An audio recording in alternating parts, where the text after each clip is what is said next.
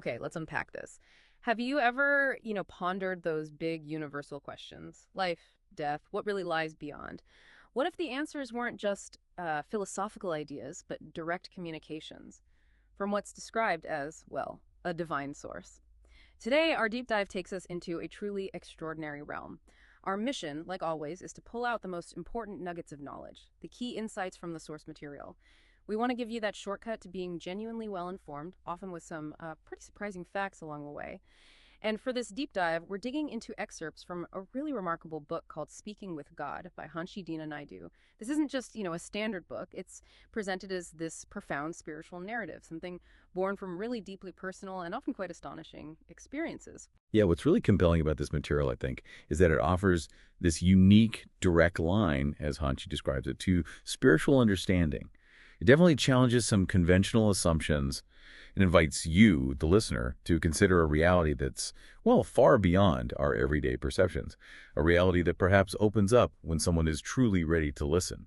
Right, so let's start with the person behind the book, Hanshi Deena Naidu. I mean, his background alone is quite something. He's not just a spiritual counselor, a Reiki master, a meditation teacher. He's also this world-renowned karate teacher, holds a ninth Dan red belt, which, according to the source, makes him the highest-graded Indian in the world in that discipline. He trained under the legendary master Gogen Yamaguchi, and get this, back in 1976, he became only the sixth graduate globally from the Japan Karate-Do College. And that qualification, recognized by the Japanese government, pretty serious stuff. Absolutely. And you can imagine how that kind of intense discipline, both physical and mental, I mean, that must have laid some powerful groundwork for his spiritual journey. The book suggests that from a very young age, Hanshi Naidu had this real yearning for spiritual knowledge, a path made a bit easier maybe by his family, who the source describes as divine, loving people. But his life really took a turn, transformed, after coming into contact with Sri Sathya Sai Baba of India. And that pivotal spiritual experience, the one that led to his first writings, happened in 1992. He was visiting Prasanthi Nilayam, the abode of peace. After meditation, he describes hearing this really clear, commanding voice from within, just telling him, right. And that led to his first book, Discovering Karate the Empty Hand Way, and eventually, 14 more books before this one, Speaking with God. Wow, 14 books already. But the trigger, the catalyst for this specific book, Speaking with God, that's just profoundly poignant, isn't it? It came from the sudden, devastating passing of his daughter, Namasha. She was only 45. It was April 2024. Hanshi recounts this incredibly traumatic experience of finding her lifeless, the shock, the pain, and his immediate question, just heart-wrenching, why? He says that moment will stay with him forever. Yeah.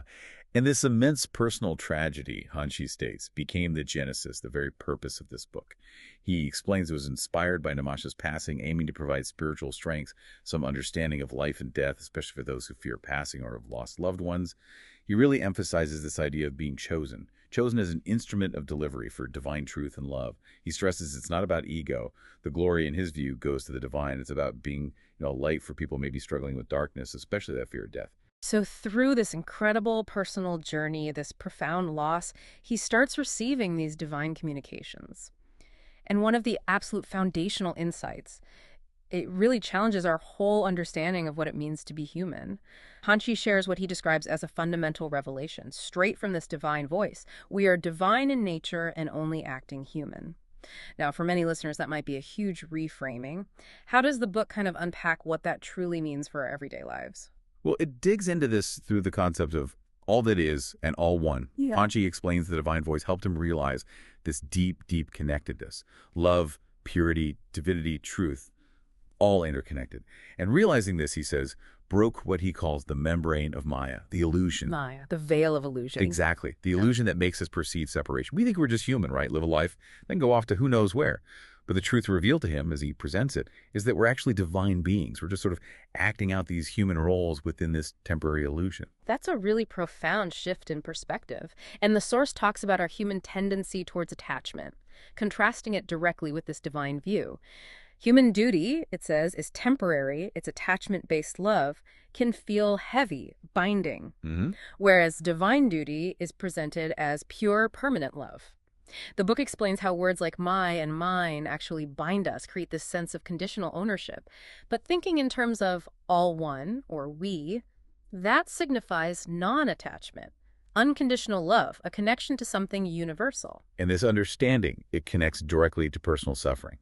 The Source explains that real spiritual growth requires us to transcend the mind's limits, move into pure consciousness. It emphasizes acknowledging, as Hanshi learned, that everything that happens to us is in the perfect timings of divine will. Perfect timing. Yeah, and having that perspective, the book suggests, helps ease the mind. It makes life more meaningful, shifting you from just reacting to things towards understanding and acceptance. Yep. And Hanshi's own experience really brings this home, doesn't it? After Yeah. Namasha passed, he describes this huge shift.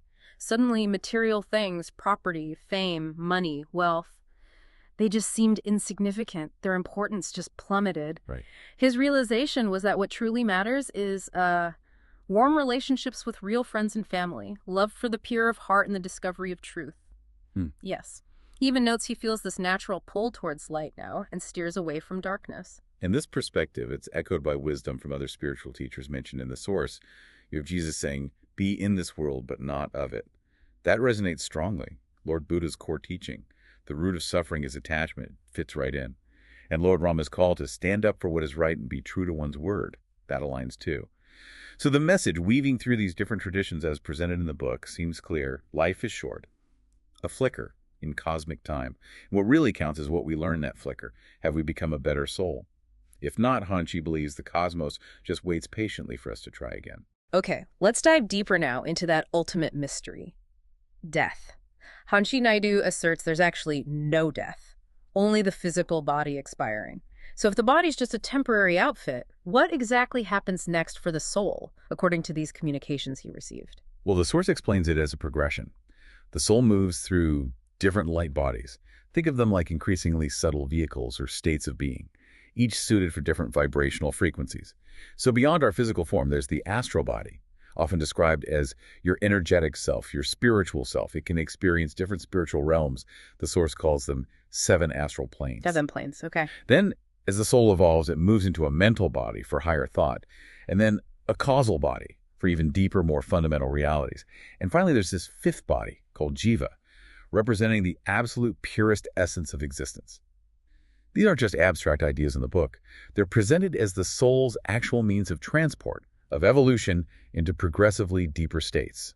So the common ideas about heaven or hell, the Source clarifies that's often a kind of simplified story, maybe to help what it calls new souls learn the basics. Exactly. It suggests that spiritual education offers much deeper levels of understanding as you progress.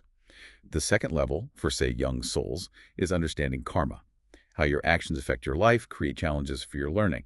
Then the third level, for more mature souls, is serva. That's divine service to all creatures. Serva, service. Yes. And the fourth level, for highly evolved souls, is love all and serve all, which, the book states, leads to the highest state of ananda, or bliss, a kind of profound spiritual joy that goes beyond even the traditional planes of heaven. Okay. And this framework also sheds light on really sensitive topics like suicide and premature death.